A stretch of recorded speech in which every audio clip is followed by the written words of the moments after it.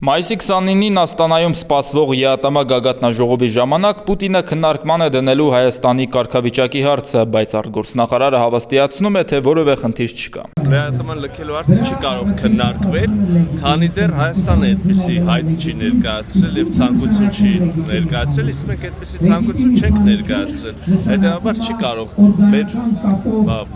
հերացման, անդամության կամ ինչ հարց քննարկվել, այդպիսի բան նախատեսված չի կանոնադրությունով։ Երկու շաբաթ առաջ Ռուսաստանի նախագահն ընտրության առաջ կանգնեցրեց Փաշինյանին, հորդորելով վերջնական կողմնորոշվել։ Մնում է Հայաստանը ԵԱՏՄ-ում թե դուրս գալիս Եվրամիություն գնալու համար։ Կրեմլից հնչած վերջնագրին ի պատասխան Փաշինյանը հավաստիացրեց բազմիցս, որ իրենց օրակարգում նման ընտրություն կատարելու հարց հիմա չկա, երբ պահը գա կկողմնորոշվեն։ Մոսկվային սակայն այս պատասխանն ակնհայտորեն չի բավարարել, հակառակ դեպքում ավելի ուշ փոխվարչապետ Օվերչուկը չէր ասի, որ Հայաստանի կարգավիճակի հարցն է քննարկվելու Աստանայում։ Այսօր էլ Ռուսաստանի փոխվարչապետ Գալուզինն էր կրկին պնդել, որ երկու աթոռի վրա նստել կամ երկու տարբեր հարսանիքների պարել չի ստացվի։ Չգիտեմ, երևի ինչ-որ անհանգստություններ կան ամեն դեպքում, որոնք այդ հայտարարությունների մեջ դրսևորվում, բայց մենք դիտարկոշ նույնն է։ Եվ երբ որ պահը կգա,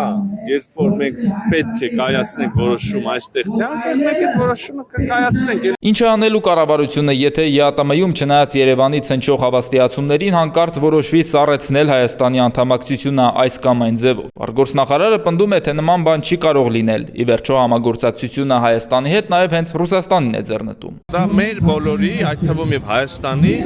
կոնսենսուսային ձայներով որոշվող առաջնորդվող կազմակերպություն է, ոնց կարա այդպես բան լինի։ ՀԱՊԿ-ի կանոնադրությամբ էլ անդամակցության սառեցում նախատեսված չէ, բայց դա չխանգարեց Փաշինյանին դա անել։ Ինչու հիմա նույնը չի կարող Ռուսաստանն անել, իշխանության ներկայացուցիչներն այս հարցը լսելիս խուսանավում են։ Բայց բանը բանից արդեն անցել է, ասում է երկրորդ նախագահը։ Մոսկվան խոսքից գործի է անցել։ Առաջին ծիծեռնակը հայկական ծաղիկների մուտքը ռուսական շուկա արգելելն է։ Հիմա վաղը մյուս օր, որ գյուղ արտադրանքի այլ տեսակների վերաբերյալ արգելքներ մտցին։ Ինչ են անում։ Հիմա այդ ժողովուրդ, այդ խեղճ ժողովուրդը, օրինակ ով որ վարկա վերցրել, ով որ ջերմոցա սարքել, այսօր վարկա սպասարկում եւ այդ ջերմոցում ծաղիկ արտադրում եւ արտանում Ռուսաստան։ Ինչ պիտի անի այդ մարդը։ Այդ մարդը թո ինքը այդ դեպքում պայմանավորի ու ծաղիկները տանեն Ֆրանսիա ծախել։ Մակրոնի Բրիջիտին տան նվերներ տան։ Ռուսաստանը դեռ տնտեսական պատժամիջոցների ողջ զինանոցը գործի չի դրել, ասում է Քոչարյանը։ Մեկ-երկու քայլով զգուշացնում է, թե ինչ տնտեսական ահռելի խնդիրների մեջ է հայտնվելու Հայաստանը, եթե Փաշինյանը չդադարեցնի իր ներկայիս քաղաքականությունը։ Նույնն ասում է Քոչարյանը, մյուս տերություններն են անում, այդ թվում ԱՄՆ-ն, երբ բարձր մաքսատուրքեր է սահմանում ոչ բարեկամ երկրների դեմ։ Հիմա Ռուսաստանը ասում է հետևյալը. դու ուզում ես աղբերանաս մեր թշնամիների հետ։ Դու ինչ ես ինձանից սպասում։ Ես քեզ դադարելու եմ դիտել որպես բարեկամ երկիր։ Ասում է դիտելու եմ։ Ես զարմանում եմ, որ դա նույնիսկ հարցեր է առաջացնում, անկեղծ ասեմ, զարմանում եմ։ Երեք Ռուսաստանի անվտանգության խորհրդի քարտուղարներ Հայաստանի հարցով նիստ հրավիրել, կոշտ գնահատականներ տվել Փաշինյանի քայլերին եւ ասել, որ дրանք ոչ բարեկամական են ու չեն համապատասխանում հայ-ռուսական դաշնակցային հարաբերությունների ոգուն։ Именно так расцениваем присоединение к статусу Международного уголовного суда, выдачу российских граждан третьим странам, намеренное ухудшение условий для функционирования российских эконом-операторов, которые, между прочим, обеспечивают рабочие места десяткам тысяч граждан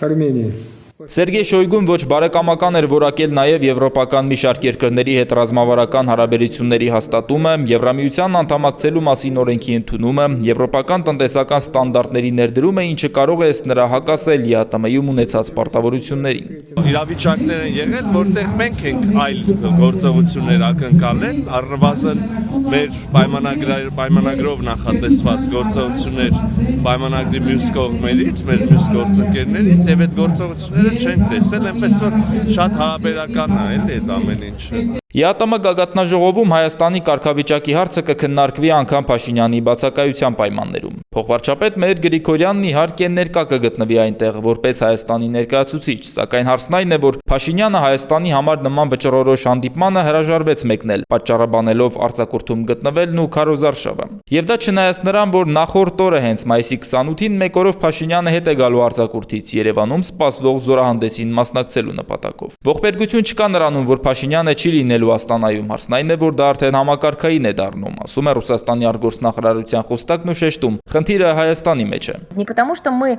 против, и не потому, что мы, так сказать, исповедуем принцип либо-либо. Мы как раз его не исповедуем. Мы всегда говорили о том, что можно органично сочетать взаимодействие на всех, так сказать, направлениях.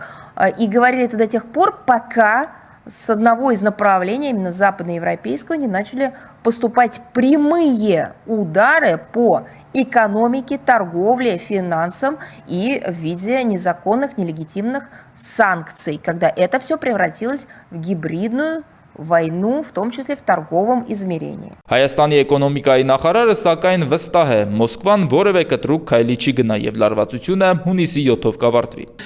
Էլի